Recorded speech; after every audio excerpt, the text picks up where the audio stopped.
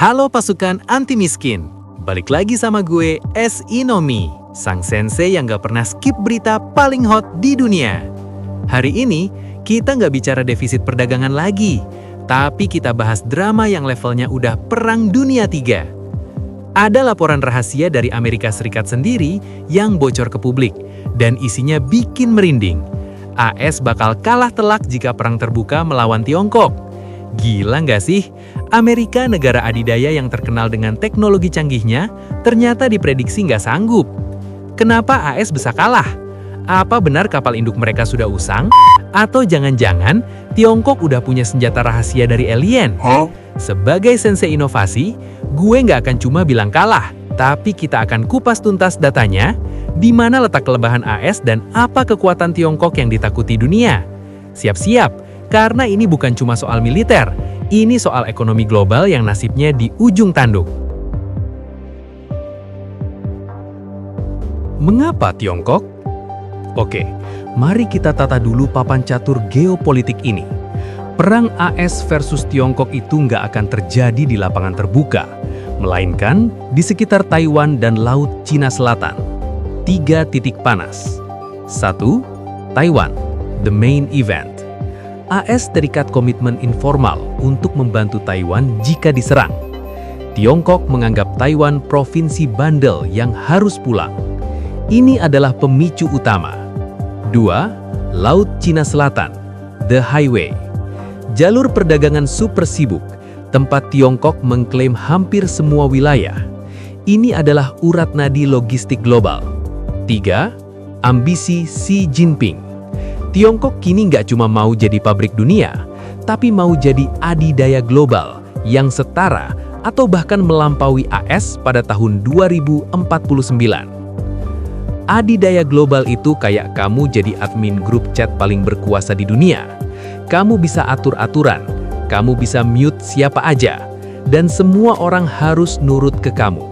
Nah, Tiongkok lagi ngejar posisi admin ini. Jadi gimana laporan rahasia AS bisa sampai pada kesimpulan bahwa mereka yang udah jadi admin grup chat global sejak Perang Dunia Kedua bisa kalah? Kita kupas tuntas intinya. 3 kelemahan AS.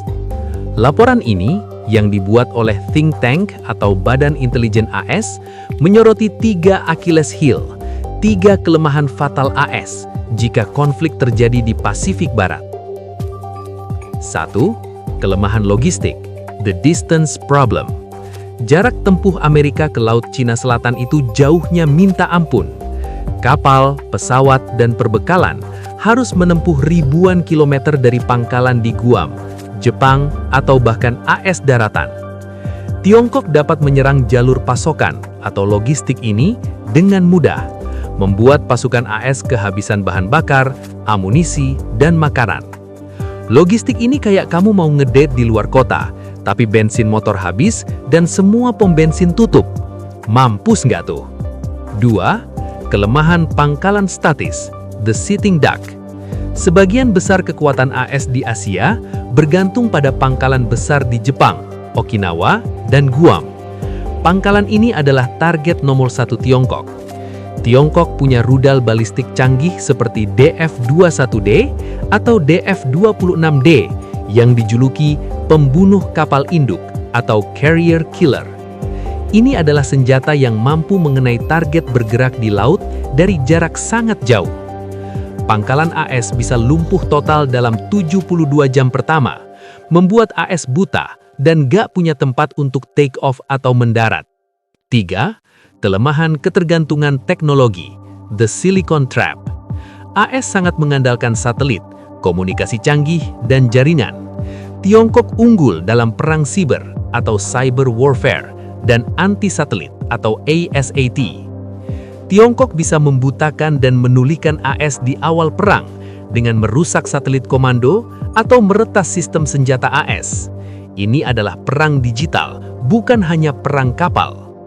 Faktor A2AD dan home advantage. Kita nggak boleh underestimate Tiongkok, investor cerdas. Prediksi kekalahan AS ini bukan tanpa dasar. Kekuatan Tiongkok punya 2 pilar utama, A2AD dan home advantage. A2AD artinya tolak akses atau larangan wilayah. Ini adalah strategi Tiongkok untuk membuat kawasan perairan sekitarnya menjadi zona bahaya mutlak bagi siapapun, terutama AS. Pokoknya, lo nggak boleh masuk. Kekuatan Tiongkok. 1. Kapasitas manufaktur massal. Tiongkok bisa memproduksi kapal, drone, dan rudal jauh lebih cepat daripada AS karena mereka adalah pabrik dunia. Mereka punya stok yang nggak ada habisnya. 2. Kesenjangan jarak. Tiongkok nggak perlu logistik panjang. Semua target ada di halaman belakang mereka. Ini adalah home advantage yang tak ternilai harganya. 3. Teknologi hypersonic. Tiongkok unggul dalam pengembangan rudal hypersonic atau rudal yang super cepat dan sulit dicegat. Rudal ini membuat sistem pertahanan AS agak ketinggalan zaman. Singkatnya, Tiongkok membangun sebuah benteng pertahanan raksasa di sekitar wilayahnya. Laporan rahasia AS bilang, kalau kita mau dobrak benteng itu, biayanya terlalu besar dan kemungkinan berhasilnya terlalu kecil.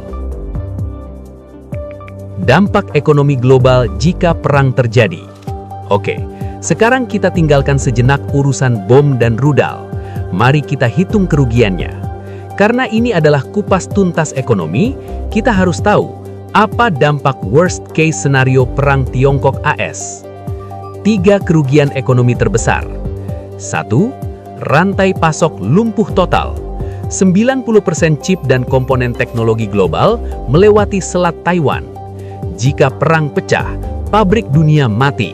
Smartphone, laptop, mobil, semua produksi berhenti.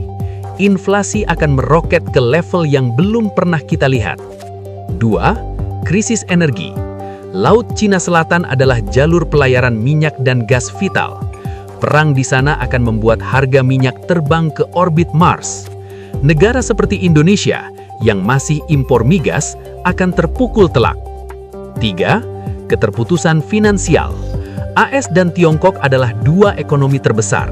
Perang akan menyebabkan aset-aset Tiongkok dibekukan, pasar saham global rontok, dan terjadi depresi global yang jauh lebih parah dari krisis 2008.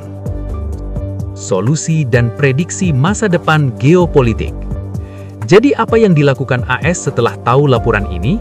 Mereka nggak tinggal diam. Respons strategis AS. 1.